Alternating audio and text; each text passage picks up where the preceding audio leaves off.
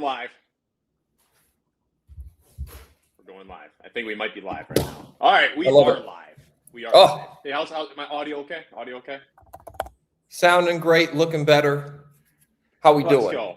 Let's go. Bull Moose, let's get into this. What's up, ladies and gentlemen? The Brew with Matt and Mike. We are rolling. Wisconsin just lost a tough one to Michigan. But I believe this is actually a blessing in disguise. But Mike, how are you doing today, sir? It's a wonderful Saturday. Got to watch some fun basketball, man. What are you thinking?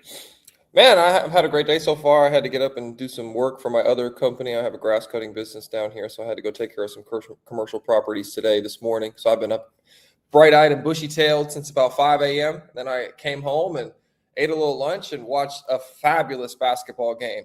Guys really didn't make that many shots today, offensively especially. It was a weird game in terms of game of runs. There was big runs, and then it seemed like, it turned into a rock fight, and then it got into big runs again. So really, really fun basketball, really high-level stuff.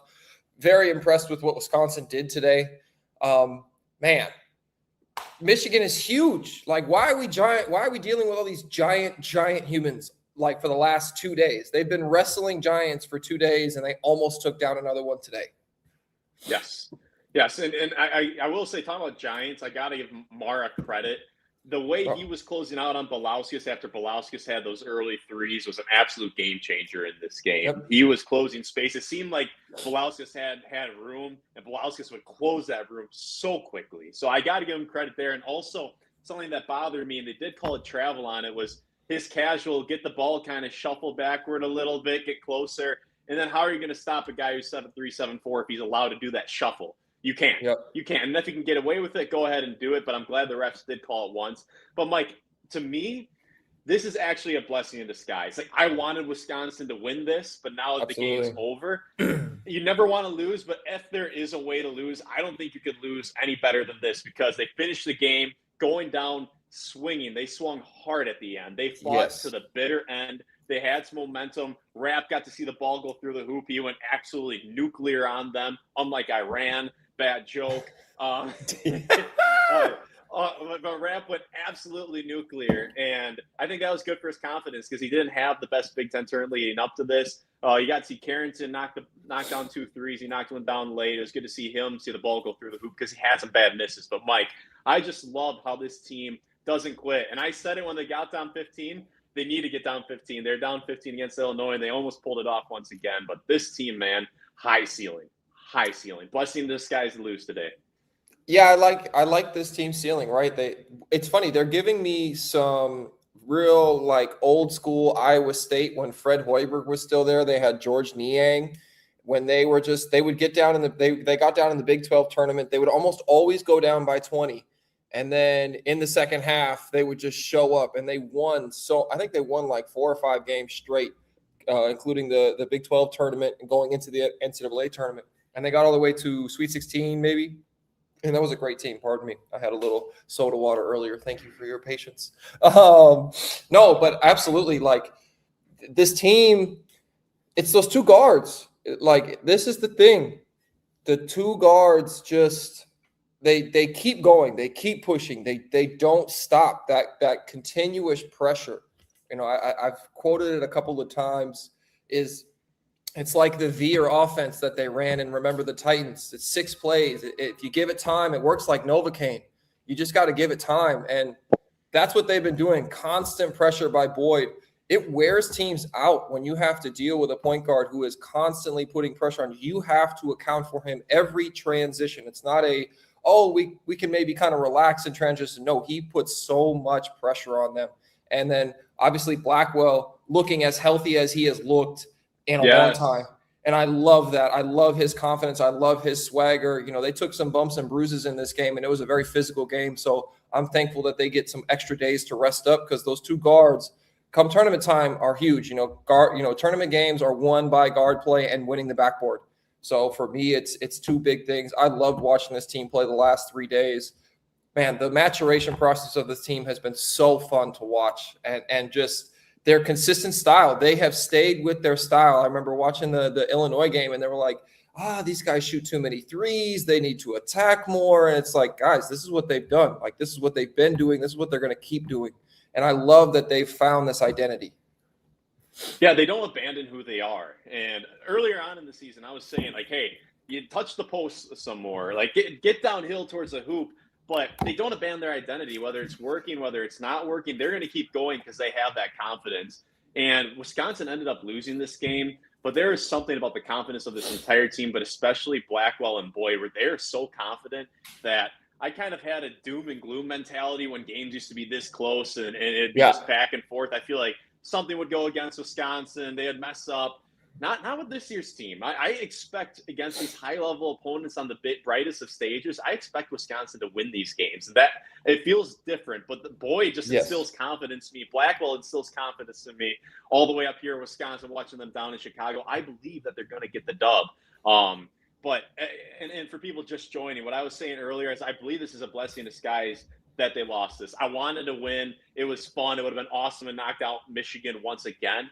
But playing 4 games in 4 days, and Mike, you can touch on this as a former player at this level, but playing 4 games in 4 days, especially this was 3 emotional games that went down to the wire in overtime, thriller against Illinois yesterday, and this one goes down to the wire. That's a lot on the legs. And then let's say you have a turnaround, you play on Thursday, and your last game was Sunday, 4 games in a row, and that's just a lot. And let's say you're playing down in Tampa, like let's say Wisconsin gets sent to Tampa. That's a lot. So if there's a way to, you never want to lose, but if you're going to lose, this is the way to lose, in my opinion. But Mike, can you touch on that a little bit? Like, just how much of a toll does playing this much in such a short period take on you ahead of the NCAA tournament? We had a couple of deep runs when I was there. We went to the semifinals, but this is the thing, that the tournament has changed since I've been there. This was their 3rd game in 3 days, and that should have been the championship game, right? It wasn't just, oh, hey, we got to see, because they're a top 5 seed. So normally they would have played, the quarterfinal and then the semifinal and gotten all the way to the Big Ten championship. Now it's that 4th game. And I think we saw that last year. That 4th game really gets you. And I mean, just watch how physical these games are. These are high level, high degree, high physicality games. They take a toll. The screens, like, I was super impressed with Michigan's screening ability of just, they're hitting dudes. It's a very, very physical brand of basketball. And to do that to your body continuously, they're young guys. They got some tiger blood in them, but, tiger blood can only get you so far. There is some time where your body does need to rest. And especially for Boyd and Blackwell, man, they are in a flow state right now. They are flowing off of each other. It's great to see them be Batman and Batman. You can't even say Batman and Robin. It's Batman and Batman, Batman and Superman. However you want. The tag team is awesome. And they have learned how to play with each other. And it's really, really fun to watch them. And so I hope those guys go get in their hyperbolic chambers, go rest, go sleep. Don't do any nonsense. Just hang out. You can go get all your business out the way later. Go enjoy yourself tonight. Go sleep. Go get back in your own bed. I think they're definitely going back to Madison. It's a quick 2-hour drive, 2.5-hour drive. Maybe get some Portillo's. I don't know about you. I'm a big Portillo's guy. I'm jealous that everybody gets to eat there. So a little good old Italian cheese. Oh my goodness. Hyperbaric. Thank you very much. I appreciate that, Brian. Not hyperbolic, hyperbaric, the best. Mike. Oh, sorry. Go ahead. Keep going. You got it. I cooked for a little bit. You got it. I was just saying, Mike, Mike likes to enjoy and live life a little bit. Were you being responsible in between the Big Ten tournament and the NCAA tournament? Yeah, definitely was. I can say that I have had my fair share of fun. Maybe I had a little bit too much fun in college at times, but between the Big Ten tournament and the NCAA tournament, there was not a lot of nonsense. I mean, we had good teams. We expected to make deep runs. We knew what was at stake. The pressure at this time of the year is very, very different. The mentality is very different. The energy you have for basketball, especially if you're going to the tournament, it's like, oh no, we got to be ready for this. I'm in bed. I'm trying to be, as active as I can be. I'm definitely not going to class. Definitely not doing homework though. That's a fact. We'll deal with that at the very end of the year. But for me, it's these guys are as ready as they're going to be going into the NCAA tournament. And I'm so geeked to watch them wherever they land. Yeah, and I also want to throw out there that historically, one, I don't believe winning, let's say Wisconsin won today and won tomorrow, I don't really think that does anything for their seeding. The way I see it is the NCAA tournament pretty much has their bracket filled out, and unless there's a bid stealer from, say, like, well, there's going to be one with like Akron or whoever wins the MAC, if they let Miami of Ohio in. But unless there's a bid stealer, I believe the bracket at this point is already pretty much fully cooked, and you're playing for pride. You want to win your conference tournament. But I don't think this really has much of an impact on seeding. And I also want to point out that in recent memory, the winner of the Big Ten tournament, we've seen some struggles from the winner in the Big Ten tournament. Yeah. I mean, just in recent memory, I'm looking at some of the winners, and I'm going off the top of my head here. But in 2021, Illinois won it. Hard fought. Conference was super tough that year. Then they stunk in the tournament. They won it, and I think they lost to Loyola Chicago in the round of 32. Iowa was 8-9. Illinois was a 1. 2022, Iowa won the Big Ten tournament. They got a 5 seed, and they lost in the first round. And then Purdue last year, 2023, Purdue won it. They were the 1 seed that lost to a 16 seed. So winning the Big Ten tournament isn't the end-all be-all. 24, Illinois made an Elite 8, got killed by UConn or a Sweet 16, and then Michigan last year, I'm trying to remember what they ended up doing, but moral of the story, and you can go back to 2016. I remember Michigan State was a 2 loss to the 15 Middle Tennessee State. And Purdue also made it to that championship game that year in 2016. They lost to Little Rock, Arkansas in the first round. So hooping in the Big Ten tournament, it's fun, especially for the players and the coaches. You want to win that. But like big picture here, I really think this is – I don't know if I could script this any better. I'm proud of how they played. Love to see they battled. They went down swinging. Just love the effort. Love some confidence being instilled there. Let's get to a few comments. Guys, leave us some comments. Appreciate you guys. Enjoy the thank video. you guys so much. If you don't mind. But we'll go. We've got 30 people in here. This is great. Thank you guys so much. This is fun. Yes, sir. So – 0-point difference in the 2 games we showed. We can compete with our third best starter. I'm not phased. We can go on a run now. I mean, you say Batman and Batman or Superman and Superman. I almost want to throw Nolan Winter as Superman too. Like, let's not forget this.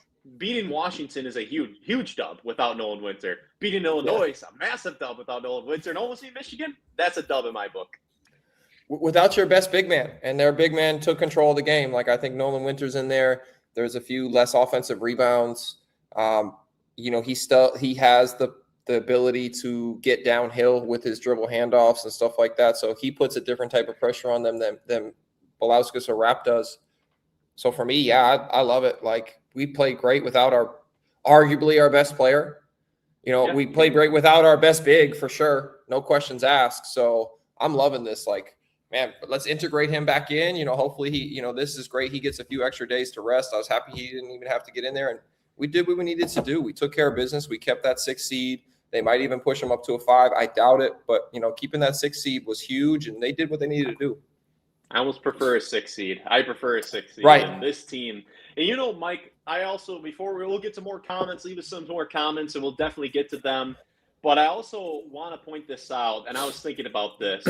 Let's say Wisconsin plays a mid-major in a 5-12, 6-11, or I doubt it, 4-13. I highly doubt that's going to be the case. But let's go 5-12, 6-11. We've said it, and I think most Badger fans agree with this, that Wisconsin, when the lights are at their brightest, they play their best. That's a fact. But they also have played down to their competition sometimes this year.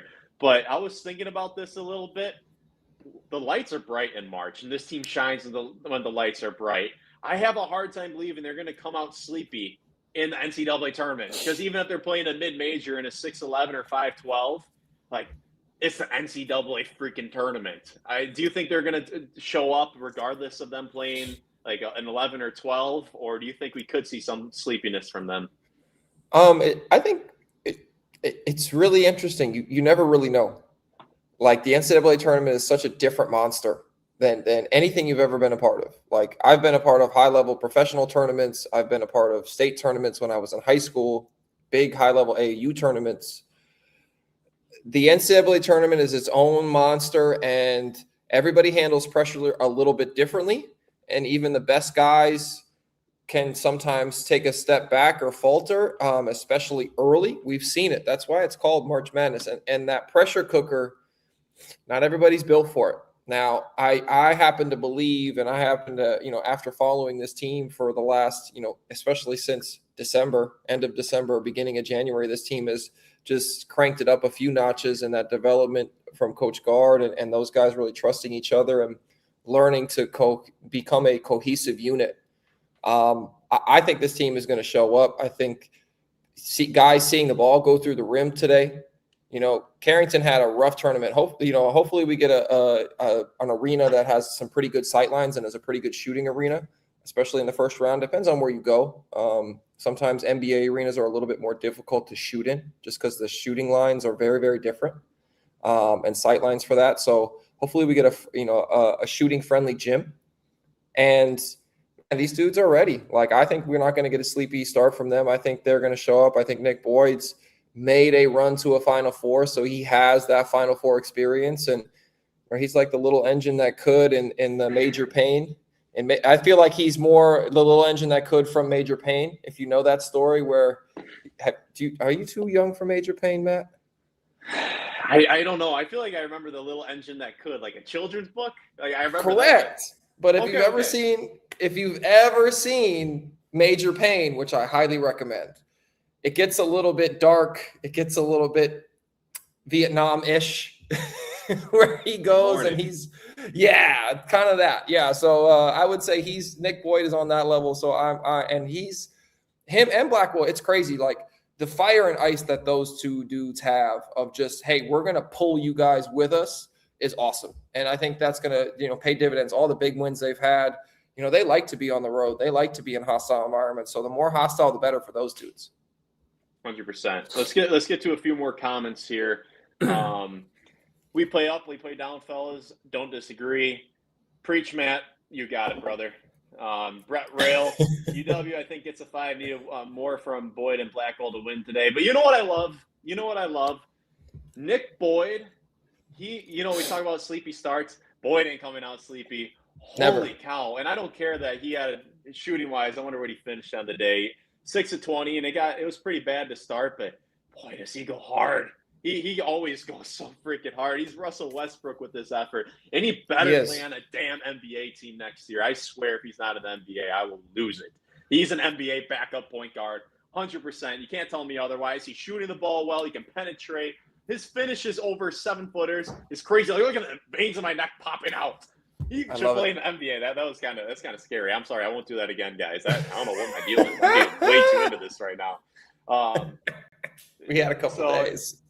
Did we had a couple days off. With Team USA in Puerto Rico. No, Mike, you want to answer that quick? No, Puerto Rico got mollywopped.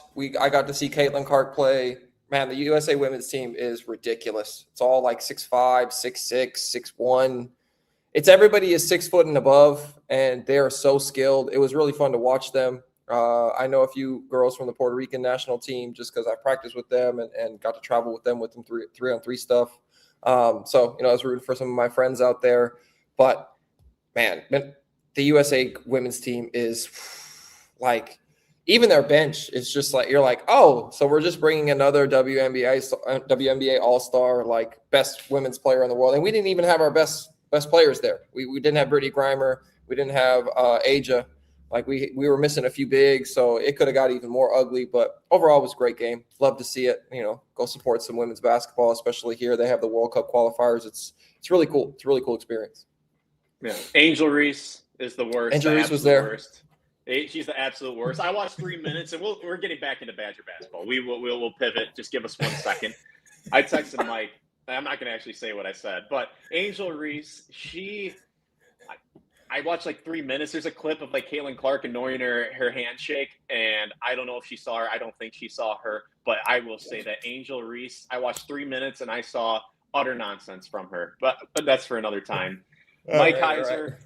Great game, brother. Team has so much potential. They've shown they can keep up with the best teams, and comeback ability is needed to make a deep run in March. Totally agree.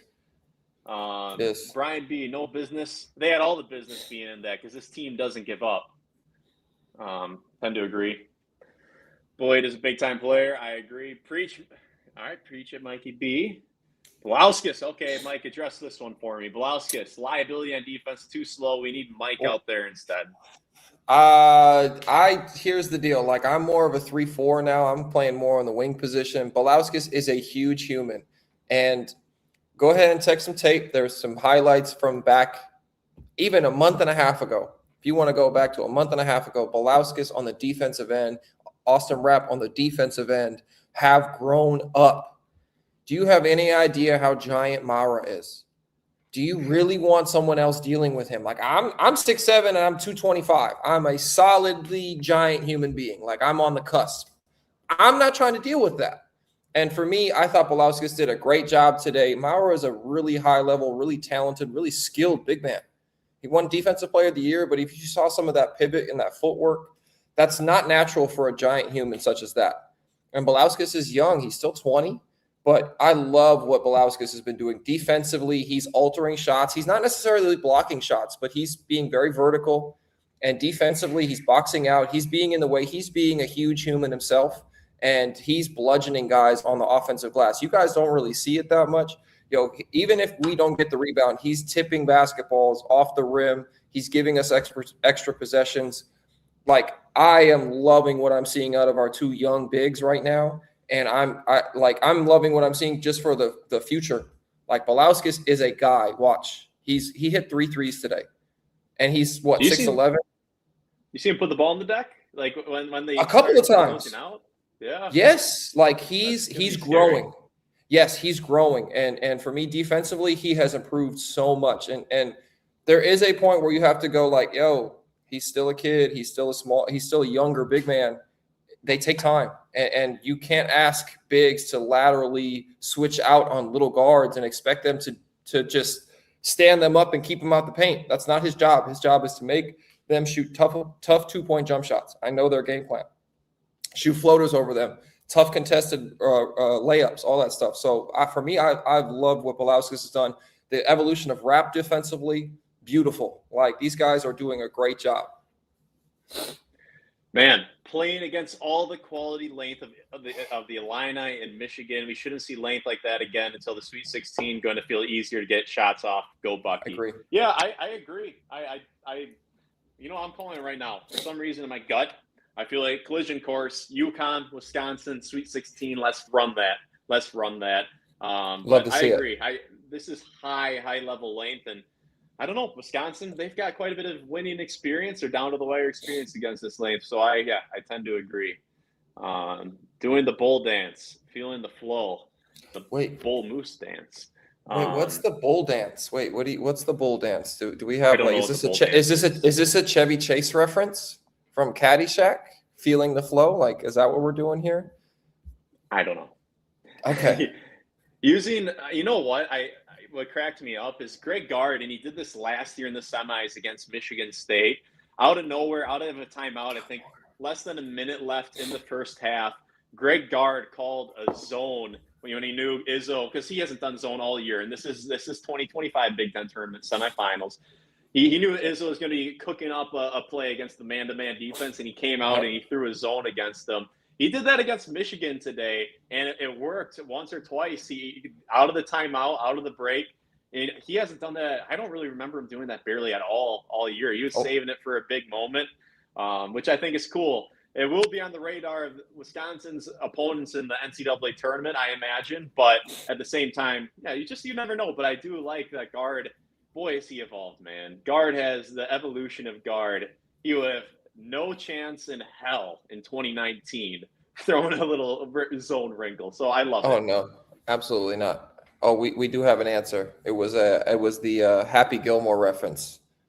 I apologize. I should have known that. It's great riding the bull when he's getting busy after. I think he makes a putt.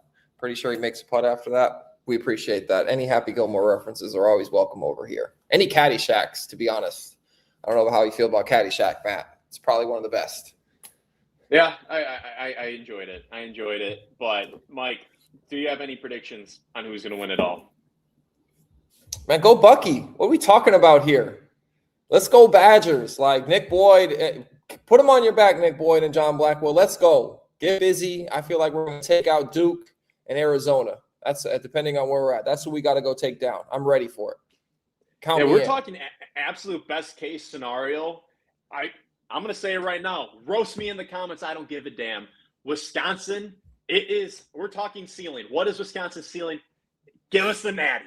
Give us the natty. We're talking ceiling. Everything goes right. I don't see why it's not in the realm of possibilities when you're talking best case scenario. Ceiling. Last year's Wisconsin team, that wasn't. Even if everything went right for them, they couldn't have won the natty. They didn't have the firepower. This team can make a Final Four. I'm telling you right now. They can play with anybody. They can beat anybody. I'm not saying they're going to win, but I'm saying my ceiling, I said Final Four is the ceiling. I'm saying that's the ceiling right now. I'm saying that this team can beat anyone on any given night. And they don't need everything to fall their way to do that. No, like we just saw it. Like they can go hang 90 on people, and then they can be in a game at 65. You know, that's one of the bigger things. That's one of the evolutions of this team right now that we got to see through this tournament, right? They had some tournament experience. And instead of having to go hang 90 on somebody to go get wins against bigger teams, like they just went toe-to-toe without their best big against a lot of people's heavy favorite. Like Michigan is a heavy favorite for a lot of people. Great point. And, you know, they went toe-to-toe with them. And their evolution of being able to play in these games and these styles, right? Styles make matchups in the NCAA tournament. So I'm looking forward to this team. I think they can win in a couple of different ways. But the fact that they have the ability to go get to 90 in a game that they're going to, you know, because there's going to be a game that they're going to, you know what, offenses is flowing, and they're going to need to get to 90, and they have the ability to do that, and I'm here for it. 100%. Any adjustments you'd like to see, Mike, going into the dance? And Mike, I'm going to let you take this. I will be right back in just a second. I need to go grab my charger. So Mike, you go cook. Yes, solo Mike. What's up, everybody? W's in the chat. No, any adjustments that we need to make? Not really. I think Coach Gard has figured out this team. I think he understands who he has and who's on the roster. You know, obviously integrating Winter back in, it's not going to be a problem. They played with him the entire year, so that's a big adjustment. And for me, yeah, there's nothing that, you know, they're going to have a couple of tweaks. They're probably going to put in a few different offensive sets. That's what they're going to do. You know, they're going to go over their scouting stuff today. On Monday, once they get their seeds. So I don't think there's going to be any real adjustments going on. I think it's going to be great for them. I think they're just going to go back to Madison tonight. You know, I remember when we would lose, we would go back to the Kohl Center the next day for the Selection Sunday. Go have some food. You go kind of hang out in the Kohl Center. I don't know if they still do it. But, you know, we'll go get some really delicious cookies. They make some of the best cookies at the Kohl Center for staff members, if you didn't know. Yeah, I think that's what they're going to do. And there's no real adjustments that are going to be needed for this team. Small wrinkles offensively. Get ready maybe a couple of small, you know, sets that are going to be special situations. But I know they practice those all the time, so should be good. Don't care if we're 5 or 6. You deserve a 5 in my eyes with such quality play versus top tier teams. But 6 seed has silver lining of keeping us away from the 1 seed longer. I agree. In college basketball, it has gotten more top heavy, but Wisconsin can also beat anybody on any given night. So I historically would like to avoid the 4 or 5. But with this year's team, I say bring it on. Like this team can beat anyone on any given night. We don't need the perfect path. So. Great job, guys. Thank you very much. These last 4 games without Winter gave opportunities to Rap and AB to have to shoulder more. I think for the most part they did well. Yeah. I thought they did great. And I mean, we can shout out Will Garlock too. Will Garlock played well in his minutes. Good experience. He came in and yeah, he was not afraid.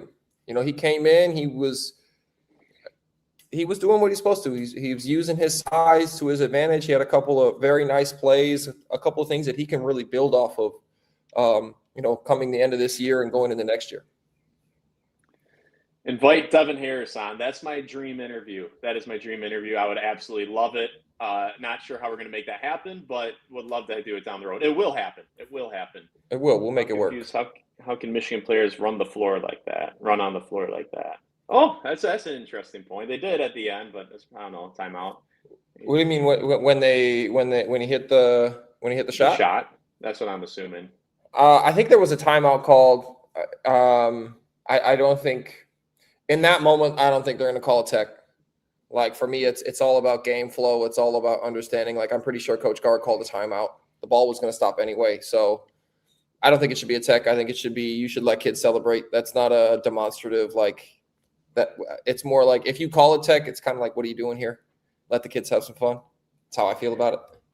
Yeah. And as we get to more comments, I will say this is the Brew with Matt and Mike. Show some love to the channels. We are on Instagram, TikTok, and Spotify if you want to listen to us on the go. Spotify. I will say I'm not sure where we stand with Apple Podcasts, but go and check us out. We would greatly appreciate that. We're just getting started, and we have some exciting things in the pipeline, don't we, Mike? We do. We're going to fire out a couple more interviews. We just had a great one with my former college roommate, Jared Berggren. Gave us all kinds of insights. We probably, disappointingly, we didn't record the beginning of that conversation because Jared's big into what's a travel and what's not, as he's a very good skills trainer. So we probably will have to have him back on just to have that very specific conversation. Educate, because it was some nerdy. Oh, it was some nerdy stuff. I was ready for it. I had my hands rubbing together. I was like, oh, let's get into the nerds. Let's get into the weeds. Count me in. Let's go. Much respect to Absolute Dogs on the court. Shout out to this Michigan fan. Classy guy. Appreciate you. Much respect. Absolute Dogs in the backcourt, plus the sharpshooting big fella. Good luck in the tournament. Good luck to you guys. And I will respond to this and say, just for me personally, and Mike, you know this about me. Don't get me wrong, Michigan's really good, and it's easy to root for your team, but holy cow, does Michigan have zero continuity outside Will Cheddar. If Wisconsin had zero continuity like that, I swear I wouldn't be doing anything else. I just wouldn't care. I'm just saying, I really wouldn't care. That's just me personally. I know I'm not speaking for anybody else. I'm just saying for myself that they have no continuity. I would just be the biggest Will Cheddar fan in the world because he's been there for 5 years. But yeah, Michigan's a great team, and I wish you the best of luck. Classy guy, appreciate you. I agree. That's what I've been saying. I think it's very, very ideal. Oh, Mama Blackwell, how are you doing? Oh! Thank you for joining us. We would love to have you on the show. We sent you a message if you're still here. That was 12 minutes ago. We did send you a message. Would love to have you on the show and chop it up and just talk about John and raising him, and also what's going on in your life. Would love to have you on. But yeah, that's a tough loss, but both Mike and I think it's a blessing in disguise. We love it. We definitely do. Yeah, Mama Blackwell, come hang out with us. We would love to see how you raise such a fine and even tempered man that you got over there. Your son is very even tempered. I'm impressed with his temperament for sure. I'm sure he got it somewhere. Yeah, confident temperament. Yeah, confident temperament. He's very, seems like he's a very secure human, which we can always appreciate. This is probably like you can take this one. Got Mike's mandatory huge human confidence. It is. Yo, hey, when you've been around enough of them, there's no other way to describe them. Just huge humans. That's what it is. I appreciate that you've tuned in enough to understand some of my idioms. I appreciate you, Mr. Brian. That's very, very, very. That's one of the more rewarding comments I think I've had in a while. Hey, Brian's been getting busy. Yes, he has. Been getting busy. Love it. Great effort without Winter. What does Rhodey add? Carrington needs the finest touch in the NCAA. Yeah, I'm glad Carrington knocked down a 3 late. I've been a little bit concerned because his misses have been some pretty bad misses, and then he ended up making, I believe, against Illinois in overtime or after the end of regulation, whenever it was. It was the second free throw. I think he missed the first. I was like, he doesn't look confident up there. He doesn't, and he made it nonetheless. But some of his misses have been pretty bad. Mike, have you seen anything going a little bit more granular and specific? Have you seen anything different in his shot? Do you think it's just mental? Or what do you think's going on? I feel like he's rushing just a little bit. I feel like he has so much gravity right now, and the type of closeouts he's receiving are a little bit more aggressive. So he's been looking more to put the ball on the deck, which, evolution of his game as well. He's starting to put the ball on the paint. He had a couple of rough attacks today, which understandable. Michigan they're really long. They're really athletic. They play good defense. Dusty May's got them moving over there, so I understand why. And a lot of his shots, are coming from range, like not just easy 3-point shots, but range. And his first ones, he's taking from range, and he's been knocking those down. For me, it's more he's rushing it a little bit, and we just need to find a way for him to get an inside-out three from not necessarily from range, but just find something to get him going early as soon as he steps on the floor. Not necessarily coming off of pin downs or anything like that. I would love to see some more inside-out action off of Boyd or Blackwell penetrations and getting him one of those 10 toes down out of the corner to get him going. And then once he sees one go through, that's when we get 4 or 5. And it's the same with Rap. Once Rap sees one go through, it's like, oh, okay, we might get a little avalanche here. So that's the biggest thing with him. Maybe a little bit rushing and they're a little bit deep, but also he's been knocking them down. So it's just that's the nature of the beast sometimes. Austin, you asked the question. So Bro answered my question. We handled that. Ceiling is that high when you're 4 and 5. They can all hit multiple threes. We have 6 or 7 guys who have gone off from 3 this year. It is dangerous. And also, and I did say this, and I really do like Janicki, and I'm looking forward to him hopefully he comes back to the program next year. But I will say, like, a silver lining of not having Janicki, we do miss some of the things he can do, but he was really the only guy out there who wasn't a threat from deep. I know every now and then he can shoot, but he was really a guy who wasn't a threat from deep, but just calling a spade a spade. And I like him. I like his game, especially before the season. You guys, I was telling Mike how big of a Janicki guy I was, and that hasn't changed. But silver lining, looking forward to him coming back, was he just wasn't much of a threat from deep, and that now everybody on Wisconsin can shoot. And I trust Rhodey. Hopefully Rhodey can be one of those guys who's not on the scouting report right now, and then he knocks down some big threes and some big shots for Wisconsin. So yeah, that is one silver lining. Everyone can shoot. W from Mike. I miss John Tanjay. Hey, we got a pretty damn good team this year. Gotta live in the moment. We're gonna miss this year's team pretty soon. The season's gonna be over in a few weeks, regardless of how well you do, and we're gonna look back and be like, that was a really fun team. So live in the moment, enjoy this team while it's here, because this is a special squad. And yeah, Tanjay, he was awesome, but holy cow, Nick Boyd's pretty awesome too. Rhodey, yeah, he has tenacious defense. I will say, yeah, that's a great point. Early in the game, Rhodey was a tone setter. He was really getting after it on defense, which I appreciated. I mean, we had a comment earlier. Yeah, my bad. Sorry. But we had the comment of somebody saying, what does he do for us? He does a lot of things. Rhodey is a absolute connector. He's a glue guy. He's a guy who's a star in his role. He is taking the most difficult defensive matchup constantly, and he takes that pressure off of Boyd and Blackwell so those guys can go score. So for me, Rhodey is a quintessential piece. Yeah, I want him to score more, and he has some game, and I still think he's one of our best passing guards out of the pick and roll, especially throwing the ball down to Winter. Like, he's one of the guys that really understands we need to throw the ball to Nola Winter when he's open.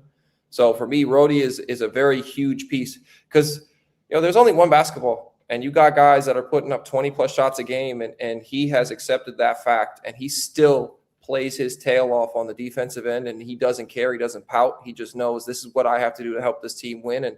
And for me, that's a huge piece for Wisconsin, and he is extremely underrated.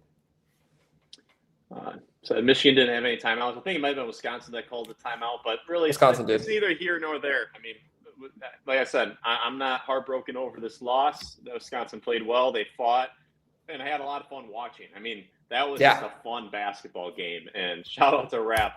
That's a moment watching with the crew I was watching with, wonderful human beings like that. I'll remember that Rap hot stretch for a long time. That was a lot of fun to watch. So it's okay. This year will definitely pay off in recruiting. Elite shooters are going to want to play for Coach Gard. Totally. Who doesn't want to play for this Wisconsin team? I'll say I feel like Wisconsin's old style got too bad of a rap. I know it was slower, but when the right pieces came, like we're talking about how Greg Gard with elite athletes, he does great things with them. The Nick Boyds, the John Tanjays, the Stores, the Johnnies. Like, they've played their best ball at Wisconsin that they've played nowhere near as good anywhere else or as well anywhere else. And like, I would say even with Bo, like when he got Alondo Tucker, do you really think Alondo Tucker is going to be runner-up for National Player of the Year at Kentucky or Duke? No, he's going to be another guy there. In my humble opinion, when Wisconsin, even under Bo, like when they got that next level guy, they cooked with them, in my opinion. Yeah. In my opinion, so I just think that Wisconsin, like I thought the old style got a little bit too much hate, and I think people focused too much on how slow it was. But I do agree. Like this, I almost felt like Gard had to adapt because of the bad reputation and stigma, the old style, and I'm glad he did. He's cooking when it comes to recruiting. Yeah, it's going to help. Wisconsin will have to probably do a little less of finding diamonds in the rough now than they've had in the past. Like John Blackwell, shout out Mama Blackwell, Mrs. Blackwell, thank you for joining. John, I don't know how many high major offers he had. I believe Wisconsin was competing with like Detroit Mercy and some other mid majors. I know Michigan and Michigan State weren't looking at him. Like Gard found a diamond in the rough that was under recruited, looked over, and Wisconsin's done that over the years where they found some guys under the radar. But this will definitely help with recruiting.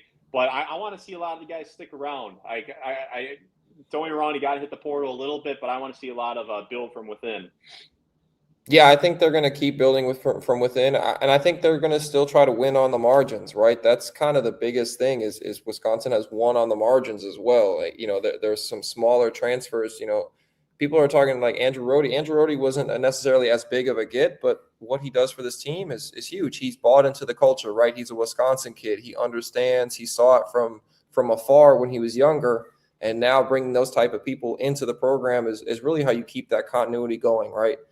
So for us, man, I think recruiting wise, they're still going to win on the margins. They're still going to understand the type of guy that they need to bring in.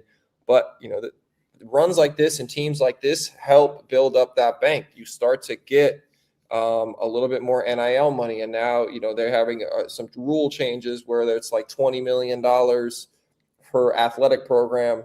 And we got that information from our next guest, which we're excited to share from you later this week. But yeah, they get a certain amount of money, and this is only going to make the pie bigger for them. I agree. It's definitely going to help. Yeah, 100%. Like I said, who wouldn't want to play for Greg Gard right now with what he's doing?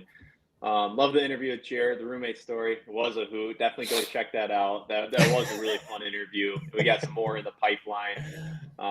Think you guys need to have a what makes Matt mad in every episode, brief opportunity for one of his rants. Yeah, I see that's the thing. I appreciate that. I am a glass half full guy. Like I that's try not always mad. On the negative. Yeah, I'm not always mad. But that's not always mad. And I'll lean into it. I'll look for things to get mad. Usually I try to not look for things to be like, where can I get mad? What offends me right now? This person, it was kind of rude to me. I try not to look at that. But I will start looking for it more. I'll look to get upset at stuff. No, Matt, we don't need that. Hey, here's the deal. Those veins, they get real, man. Those veins on your neck I feel like we still need to. I know too much testosterone pumping in this body. That's I feel like we cater to a solid crowd right now. Let's not try and scale the children, okay? Let's not try and scare the children. That's all I'm saying. You're talking about scaring children. I think 22-year-old Mike might have the title for that. What do you mean? I was awesome. What do you mean? I had an afro. I looked like Krusty the Clown sometimes. I looked like Cosmo Craner. I had a great time. What are you talking about? See, some people are scared of Krusty. I don't think everyone loves Krusty. Hey, Krusty I'll did some shady things. Krusty he did. Shady in Simpsons. You're absolutely right. I will say this: the one time I might have scared some humans was when I dressed up as Orphan Annie as a sophomore, and I was skipping down State Street singing "The Sun Will Come Out Tomorrow." It's very possible that could be a very scary core memory for a small child, but I don't think they were out at that point. I will say I can't roast Mike about scaring children because Mike, fun fact, was voted in most sexiest men of March your senior year of college. 25 hottest guys in March Madness. I was like in the top 25. It was not like a ranking like who was number one. It was just like hey, these are the 25 best looking dudes in the tournament in 2013. What's up? Credited. Yeah. I wonder if they still do that. Like honestly, I feel like what if someone like Boulder is compiling that list and it's just like ranking male hotness of 18, as they like to say, 18 to 22-year-olds? It might be a little weird. I guess it's legal, but it might be a little weird. Who's compiling that list? I'd like to know. Is it a fellow college age person, or do you have some old broad out there who's making a list? I don't know. I don't Count me know. in for the old broad. I'm ready. And Mike doesn't discriminate. Nope, absolutely not. Thoughts on the Bucky defense, especially in second half, shutting off the water versus good offense sometimes. Yeah, there was one play in particular I noticed this where like the inbound, Michigan's inbound play, like they knew exactly where it was and they got the turnover. Yeah. But Mike, you want to break this down a little bit? I think defensively, they're just kind of understanding where they got to send guys. You know, one of the things that made our defensive team or our teams defensively so sound is we really understood where we wanted to send guys to on spots on the floor. You know, you call them hot spots sometimes of where guys like to get to, and our coaching staff, you know, they scouted there. I know Greg Gard has talked a little bit more about this, about how he streamlined his scouting reports.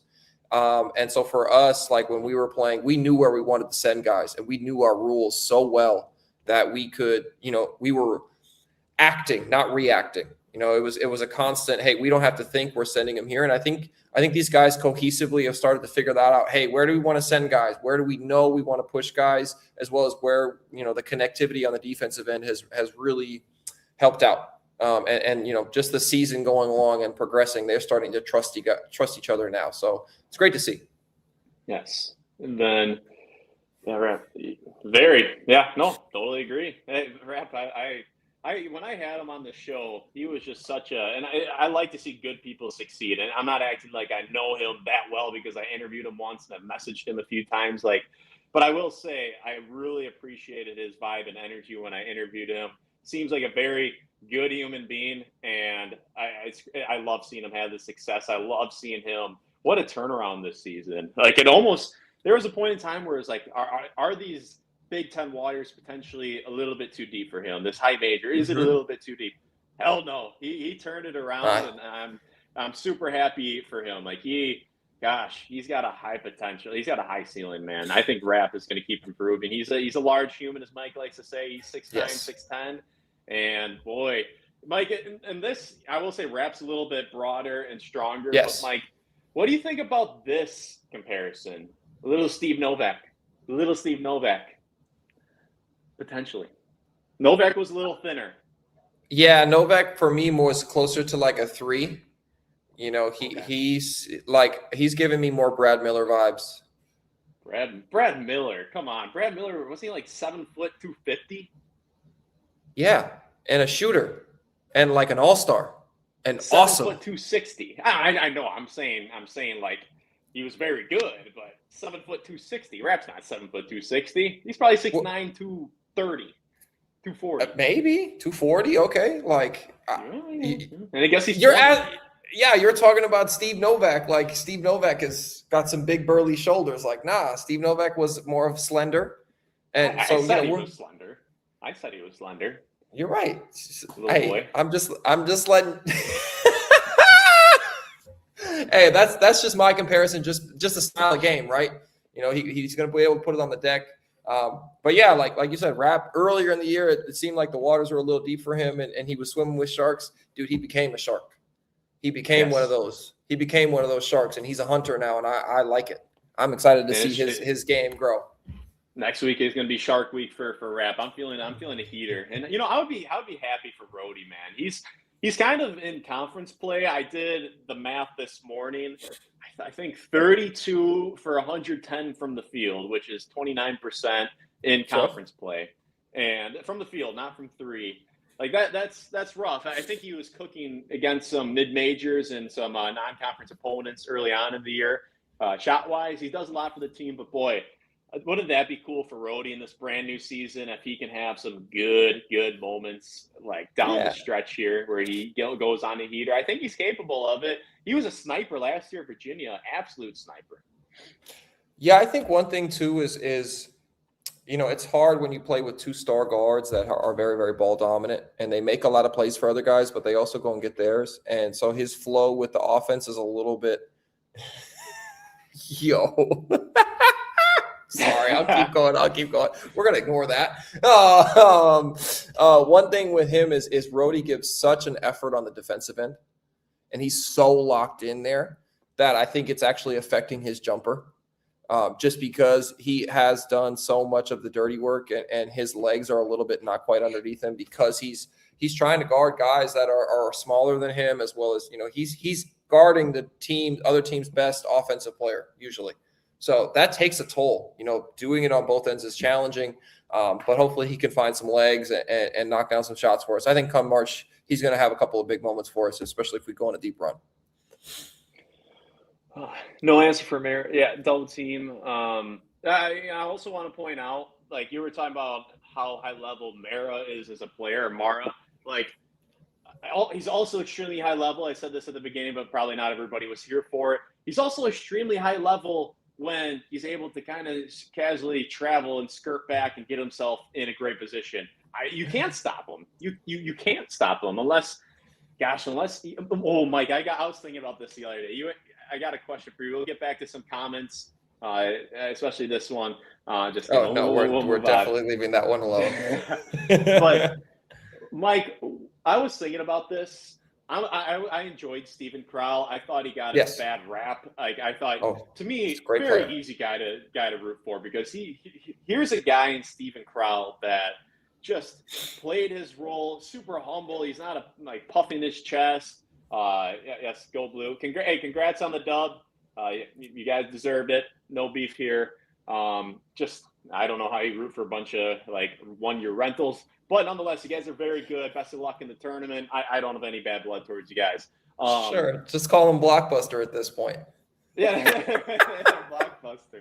And remember on Bo Ryan, and I'll get back to my question. Bo Ryan after the national championship game was he was a little bitter, and I understand why. That was a heartbreaking second half, but he goes, "We don't do rent-a-players here in Wisconsin." And then he's like, "No, I was talking about fifth-year seniors. We don't do the transfer portal, or we don't take in transfers," which they really didn't. And I actually thought they could have integrated that a little bit here and there, but it's also good to build from within. But that's always a cool. We don't do rent-a-players here. Right after he lost to Duke. All right, Bo. Yeah. Whatever you say.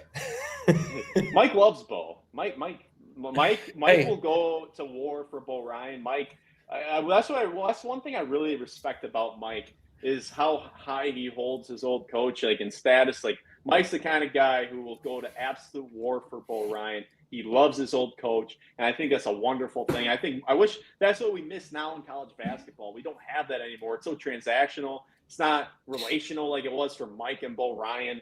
So I just think we're really missing that now. And then Mike, absolutely. I love how close him and Bo Ryan were. So, moving on to the next comment. Cheeky. This man's cheeky today. I like it. Okay, I already did that one. Losing Nick Boyd, John Blackwell next year. We need to recruit strong mid to long range outside shooters. I love the mid range, Jay, but here I am watching these games, and I'm like, go ahead, shoot that mid range jumper. Wisconsin will go knock down a 3 on the next possession. We'll trade, especially against Purdue. When Purdue was taking some tough pull ups, I love a beautiful mid range. I love Michael Jordan. I love Kawhi Leonard. I love some nice mid range Kobe. But boy, I shoot. I don't know if we want to be shooting a ton of middies. I don't know. It's good to have in your back pocket. But I would love to have one guy to do it. If you have one guy who's high level and can do both, that's why Blackwell is so amazing for this team, right? Because you have Boyd who does hit some mid range. He had one ridiculous one hand floater from 16 feet today. I was like, what is this? And he knocked it down. And he's got that in his bag. He's knocked that down. Yeah, it was. He's hit a few of those this year. He's got that enough where he has the green light to shoot that. But no, we have John Blackwell who can get into that bump fade. He can get into the paint and score. He can score on that second level, on that secondary level, which is great because we have so much other 3-point volume from everywhere else. So I agree. I think we need, Gard is figuring out how to put these teams together. You have a downhill point guard, somebody to create havoc, to collapse defenses, to kick out the 3-point shooters. But then you have that secondary player who can get to the paint, can make plays, can shoot threes, but is extremely dangerous in the mid-range. And you got one.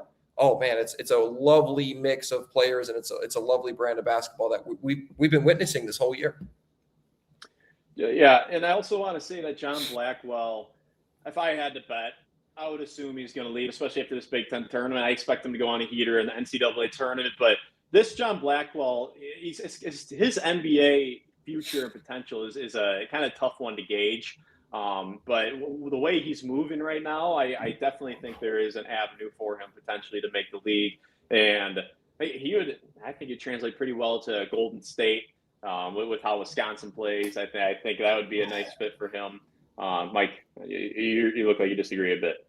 It's just being a really, really high level college player and then making the jump to the NBA where it's all about bodies and it's all about length. There are times where he's going to get stuck, and he is a really, really high level problem solver, and he has a really nice mid-range game, but it's hard to be a below the rim finishing guard but he does shoot it at such a high clip. Like you said, it's going to be challenging for him to make it in the league. I don't think he can't. I think he has the ability, and I think he has the want to. And the way he's moving now, as to maybe 3 or 4 weeks ago, is more the true version of John Blackwell that we've seen. But it's really hard to be a below the rim finishing guard in the NBA. It's a challenge. It's just there's not a lot of spots for him, and the guys that are there for a reason. So hopefully he can continue to grow. I would love for him to be on an NBA floor. I think he works his tail off and can be there. It's a challenge. It's going to be a challenge. Yeah, never, and I'm not going to be guaranteeing that he's going to play in the NBA. I just, like you kind of said, I believe there is a pathway. He is a tweener. Yes. He's not a point guard, and he's also at the NBA. He's 6'4", and at the NBA level, he's not an elite athlete. He's probably he's just not. But with how well he can shoot, you never know. You never know. Never Correct. count out a gym rat, and also from what it seems like from afar and what you hear about him, just a good, level-headed human being who won't be causing problems in the locker room. So people do value that towards for bench spots in the NBA. And then really appreciate this. One of my favorite men's basketball podcasts. How do you think this team took the loss? I think they'll take it just fine. And thank you very much for that. We really appreciate that. But yeah, I think they took the loss. I think they'll be just fine. They went down swinging. We want to win next week. Those are the close games we need to win. Yeah, they get another 40 minutes guaranteed, and I think they're going to handle it like that. I think I know who this is. And Lewis, I hope you're doing wonderful, great human being. Lewis, if you're still there, appreciate you stopping by. It's been a minute. But yeah, I'm super excited for Winter to come back. I think that changes everything for Wisconsin. The fact that they're doing so well without him. If Rapp and Belowskis are both back next year, that's a very formidable duo, even if Winter's not there. And then if Winter's there, holy cow, hopefully they can keep all three and let them cook next year. It'll be super high level. But yeah, Lewis, appreciate you stopping by. Great human being. Hope all is well with you. And then, go Blue. Refs bail Wisconsin out a lot. Mike, you were a baller. He did say, Mike, you were a baller back in the day. I appreciate that. I'm still a baller today. I still get it done. Yeah, I'm an old man getting it done now, but yeah, I appreciate that. Back in the day, I had a good time. My game has evolved quite a bit in the 13 or 14 years since I've played in Badger Red, but I appreciate that. Yeah, and I think we're going to wrap this up pretty soon.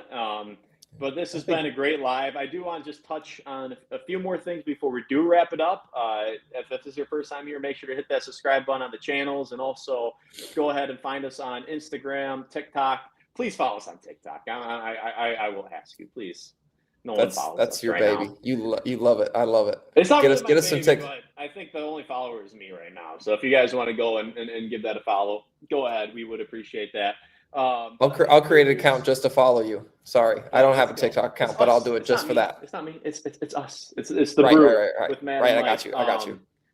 So okay, I also want to say, Mike, just for shits and giggles, I pulled up some Mike Bruzewicz highlights in 2025, and I gotta say, man, I think you sell yourself a little bit short. Hey, you're moving pretty well. You move pretty well, and boy, is that shot fluid. The shot's looking good. Well, thanks.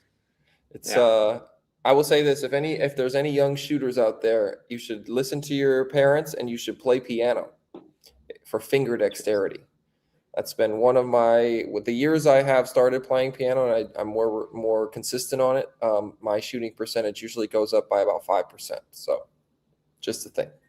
Really interesting. Yeah. And then The two last topics I want to hit, I kind of interrupted myself on this one earlier, but I enjoyed Stephen Crowell.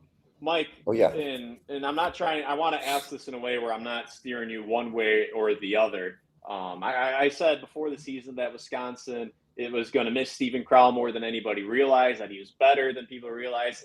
His biggest weakness to me was he was just a nice human being. He was very He was just too nice. And he, like Greg Gard would need, it felt like every month, like Gard would call him out in his senior year. Gard would call him out to the media and say, Crowell's he's got to be more aggressive. He's got to play way harder. This was not close from what we need from him. And then you would have like 3 or 4 games where he would bring that aggressiveness and physicality. And then you kind of regress to just being kind of a nice human being who's not overly physical. But he was solid. He's a big body, great passer, good shooter his last 2 years. But Mike, I just want to ask you this. For this year's team, do you think Stephen Crowell would be an upgrade over Belauskas for this year's Wisconsin team or no? I mean, if you think about when Stephen Crowell was a freshman, right, or a sophomore. And can I call a quick timeout and just add a little caveat to this question? Would you in a crazy world where Stephen Crowell got a 6th year? I don't want to compare 20-year-old Crowell to 20-year-old Belauskas. Do you think, let's say Crowell, NCAA is handing out extra years. Do you think if Crowell somehow had another year of eligibility, he was back as a 24-year-old, or last year's version of Crowell was on this team, do you think that's an upgrade over this year's Belauskas or no for what this team needs? I would say they're very comparable. Like it's just the production level. Belauskas has grown so much, and I will say this: the Lithuanian culture is a very tough culture. They are very prideful, and there are moments where I see Belauskas give like little smirks, and he kind of looks to the side and he kind of gives you some FU looks, which I love. He gives you some European FU where I feel like he should be on a park bench in a full tracksuit smoking a cigarette. And I'm so sorry, I cannot remember the name. Maybe we can get him on and I can ask him. But there's a very distinct person that they talk about in Lithuania, and he has that in him. And so for me, yeah, I think obviously a 24-year-old version of Stephen Crowell is going to be more efficient, a little bit better. But I really love what Belauskas is bringing right now.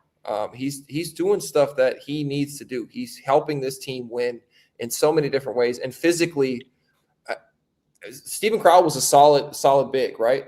I think Belauskas is bigger. I think he's more. His frame is different. He's got broader shoulders. And I think that's really going to fill out next year. I think he's going to come back in the summer and next year we're going to go, oh my goodness, he has bowling balls for shoulders. And I think that's going to happen. Yeah. Well, what I find interesting, this is just a hypothetical. We're in fantasy land right now, and we will, I would say, in the next 5 minutes, wrap this on up. I have one more question for Mike, and then we will head on out. So any last comments, throw them in there. But I will say, the one thing, if in a hypothetical world where Stephen had a 5th or 6th year of eligibility, Wisconsin would be he was pretty solid on the block. And I feel like Wisconsin would be touching the post a lot more than they are. And this sounds crazy, and I can't believe I'm saying this. Like, I just, with how this year's team plays and their free-flowing space, like I think having Belauskas not sit on the block all the time versus if Crowell was there at that age, they would be feeding him on that block a lot more. I just think for what Wisconsin needs, just that 4 points, 4 rebounds, and just playing solid for those 25 minutes, I think that's exactly, I think that for this year's team, I'm not saying Belauskas is better right now than Stephen Crowell is right now, but I just think for this year's team, Belauskas is just kind of the perfect puzzle piece. I really believe he's a perfect puzzle piece. And then we're all witnesses. And then, playing high level, totally agree. If you're going to lose, this was a quality way to lose. Last question for us before we wrap it on up. Thank you, everybody who stuck around this whole time, been on for over an hour. It's been a lot of fun. Really appreciate engaging with you guys. Mike, last question. And once again, I just want you to answer this. I don't want to steer you one way or the other. Nick Boyd, John Tonje, 2 high-level guys that Wisconsin's had back-to-back years. If you had to pick one, you're starting a squad, which one are you taking? Nick Boyd, John Tonje? It's challenging. It really depends on the pool of players I get to pick from. that it really depends on what my team is around them, right? Because Tanjay gets it differently. Tanjay went and got his work differently, but was still extremely efficient, and I really loved his game in terms of how he would always bring it. You know, he had a very lethal step back, but it wasn't that he just relied on threes. He was, you know, he would go get free throws. He was a free throw merchant. You know, I think he shot over 8 or 9 a game, which is really hard to do. But for me, I really like what Boyd does defensively right now. He's shown up defensively, and his conditioning level, like he was cramping up yesterday. His conditioning level is insane. The way he's playing, how hard he's playing, how he's pushing this pace. For me, I'm starting with Nick Boyd. Not that Tanjay doesn't deserve it, not that he did it differently, but just in terms of how he's doing this, the environments he's doing it in, and the consistency he's doing it with, right? It's just, you know, he is bringing wave after wave after wave of energy, and the type of pressure he puts on the rim in transition. Tanjay could do that, and he could do it with his 3-point barrage, but the fact that he's left-handed too, like his left-handedness and just how goofy it is for defenses to try and figure that out, and nobody has. Like teams have put him in difficult situations. They've made him work. You know, today he struggled a little bit, but he just had 38 yesterday in an overtime win. So I kind of expected him to struggle a little bit. That's okay, you're tired. That's one of the things that's really, really going to affect your playing ability. But he still looked like he was full of energy today. So, yeah, for me, I'm going with Boyd. And it's no knock on Tanjay. It's just like I'm going with Boyd because of the things I can do with him around and the type of pressure he consistently puts on the rim. Isn't it amazing that John Tanjay was committed to a mid-major before Wisconsin came in and poached him? Isn't that amazing? And then he never had a season like that ever at Colorado State. At Missouri, he was banged up, nothing close to what he did. And now you look at, I have Nick Boyd's stats pulled up. In 2020-21, Boyd 5.1 points per game, 8.9 in 22-23, 9.3 in 23-24. And then last year for San Diego State, they do play slower than Wisconsin, but 24-25 that season. Last year, 13.4 points per game. And here he is at Wisconsin putting up 20.8 on a team that's really, really good. So just interesting, once again, once you come to Wisconsin, you got some athleticism, you're going to cook. But ladies and gentlemen, in hour 7, Mike, I had a blast chopping up with you as always, and I had a blast Always with great. each and every one of you guys watching. Thank you so much for sticking along or stopping on by. Mike and I will be back soon with a lot more content, and maybe when the season's over, we'll diversify our content a little bit, talk about something else. Who knows? But thank you guys for making time for the video, and we will see you again soon. Appreciate you.